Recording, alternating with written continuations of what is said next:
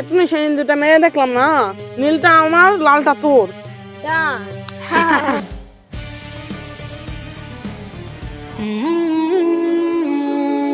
বাবারা, শরীর ভালো আছে, হাতে সময় আছে, তবু রোজা রাখছো না কেন?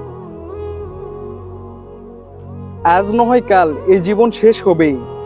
যখন আল্লাহ জিজ্ঞেস করবেন তোমাদের যৌবন কোথায় নষ্ট করেছো, তখন তোমরা কি প্রশ্নের উত্তর দিবে?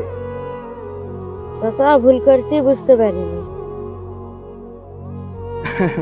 ভুল সবাই করে বাবা, কিন্তু ভুল থেকে যে ফিরে আসে আল্লাহ তাকে ভালোবাসে।